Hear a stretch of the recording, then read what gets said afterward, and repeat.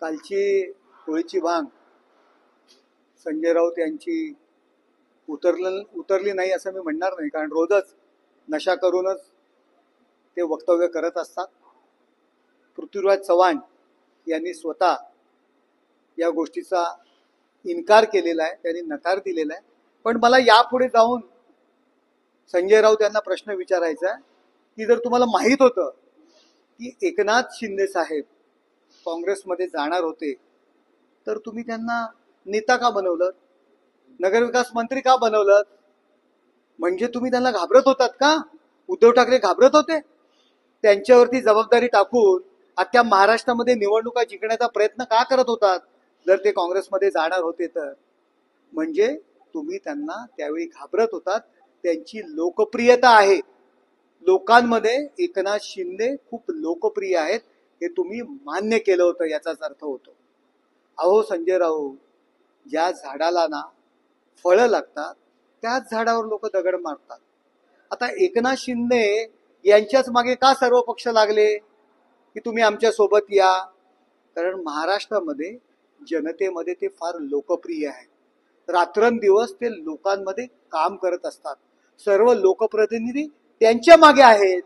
अहो, ज्या झाडाला फळं देऊ शकतो, फुलं देऊ शकतो, सावली देऊ शकतो, त्याच झाडाखाली लोक येऊन थांबतात. तुम्ही निवडुंगाचं झाड आहे, ना तुम्ही फुलं देत, ना तुम्ही फळं देत, ना तुमच्यामधून सावली मिळत. कोण तुमच्याकडे येणार आहे? अहो, ज्या ठिकाणी तुम्ही राहता त्या ठिकाणी सुद्धा शिवसेना पक्षाचा नगरसेवक तुम्ही निवडून आणू शकला नाही. त्यामुळे साधं नगरसेवकाची सुद्धा ऑफर तुम्हाला कोण देणार नाही. त्यामुळे मी समजू शकतो की एकनाथ शिंदेवरती जो काही राग आहे, जो मत्सर आहे, जो तिरस्कार आहे, हा पूर्वीपासून तुमचा होता आणि त्या रागापोटी, त्या मत्सरापोटी आपण अशा पद्धतीचे वक्तव्य करतायत. पण आम्ही समजू शकतो की एकनाथ शिंदे साहेबांची जी की लोकप्रियता आहे असे आरोप करून तुम्ही मान्य करताय, याबद्दल मी तुमचा आभारी आहे.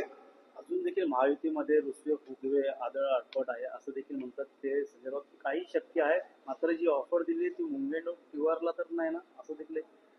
अहो, एकनाथ शिंदेबद्दल टीका करणं, टिप्पणी करणं आणि माध्यमांमध्ये राहणं याकरता हे सर्व गोष्टी सुरू आहेत. अमित भाईंवरती टीका करायची, त्यांच्याबद्दल अपशब्द बोलायचे आणि एकीकडे भाजप जवळ घेतो का हे प्रयत्न करायचे. हे भांग पिऊनच हे बोलतायत ना. अहो, अमित भाईंवरती रात्रंदिवस टीका करतात, ती भाजप यांना जवळ घेईल का? पण भांगेच्या नशेत ते करत असतात. टीका टिप्पणी केल्यानंतर त्यांच्याच लक्षात येतं मी काय बोललो, पुन्हा दुसऱ्या दिवशी नशा करून अशाच पद्धतीचे वक्तव्य करतात. त्यामुळे तिकडे लक्ष देण्याची गरज नाही. भगव्याशी काही संबंध नाहीये. त्यांच्या हाती जो झेंडा आहे तो भाजपचा झेंडा आहे. खरा भगवा जो आहे तो उद्धव ठाकरेंचा असं देखील. उद्धव ठाकरे यांच्या हाती भगवा झेंडा होता, आम्ही कबूल करतो. पण ज्या दिवशी सत्तेकरता सोनिया गांधी यांचं मंडलिकत्व त्यांनी पत्करलं, त्यांच्या उंबरठ्या बाहेर जाऊन बसले, त्याच दिवशी तो झेंडा त्यांच्या हातातून गेला. संजय राऊत यांच्यामुळे गेला. लोकसभा निवडणुकीमध्ये मुल्ला मौलवींना लाखो करोडो रुपये वाटून शिवसेनेला मतदान करण्याचं आवाहन केलं. त्यावेळी तो भगवा झेंडा कुठे गेला होता? स्वातंत्र्यवीर सावरकर यांना शिव्यांची लाखोली वाहणाऱ्या राहुल गांधींना आपण मिठ्या मारत होतात, त्यावेळी भगवा झेंडा कुठे गेला होता?